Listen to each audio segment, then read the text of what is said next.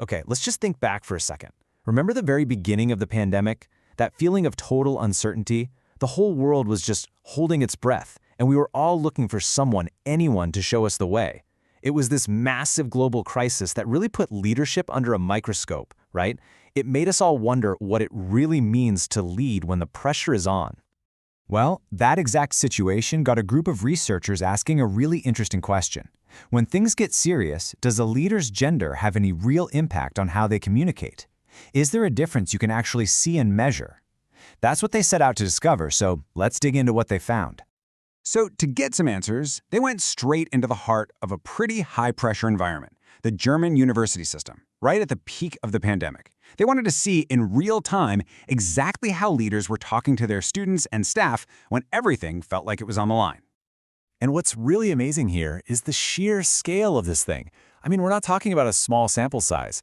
They tracked 436 different university leaders for over a year, right in the thick of it, and analyzed thousands and thousands of their public posts and statements. Yeah, look at that number. 2,772 posts.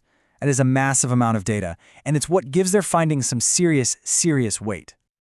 So how do you even begin to make sense of all that communication?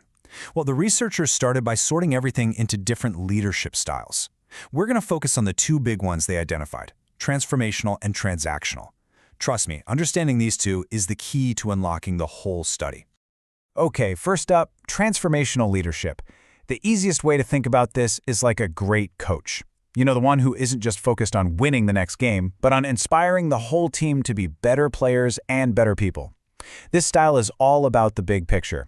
It's about motivating people with a shared vision and acting as a role model. It's all about building trust. And then on the flip side, you've got transactional leadership. This is more like a manager who sets really clear, specific targets. You know, if you hit these goals, you get a bonus. If you don't, there are consequences. It's all about structure, rules, and that clear exchange of you do this and you get that. Super task-oriented. And this chart just nails the difference, right? Transformational is all about the why, the inspiring vision.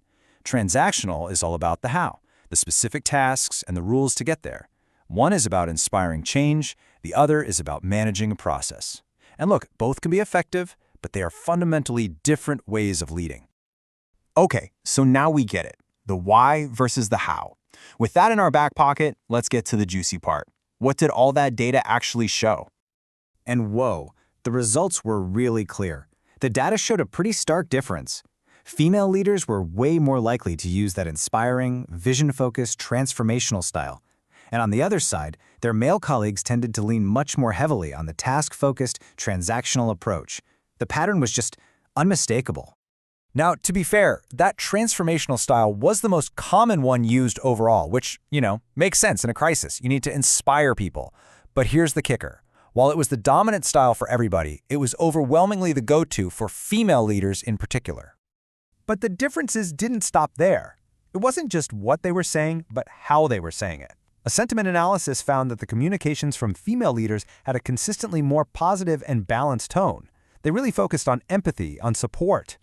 Male leaders' messages, on the other hand, tended to have a more negative tone and were much more focused on just the facts, the processes, and the tasks at hand. So, what does all this actually mean in the real world? This is where it gets even more interesting.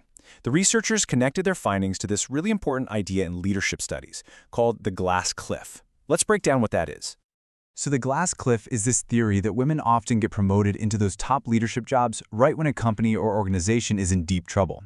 They're essentially handed the reins in these super risky situations where the chance of failure is incredibly high. It's like they're being set up on the edge of a cliff. And here's where it all clicks together. The study actually saw this happening in their data. During the COVID crisis period they analyzed, the number of women in these university leadership roles went up. It suggests that maybe, as the crisis got worse, people felt they needed a different kind of leader. Maybe one who was better at that empathetic, transformational style that the women in the study use so often.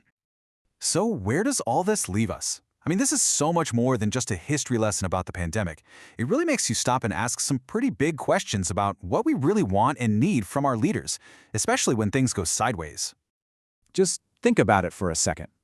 We went through a global crisis that demanded empathy, that demanded vision, that demanded a focus on people. And the data we just looked at suggests that a certain style of leadership, one more often used by women, was perfectly suited for that moment. So it leaves us with this final, really important question. As we get ready for whatever the next crisis is, what kind of leadership should we be looking for? What should we be cultivating for the future?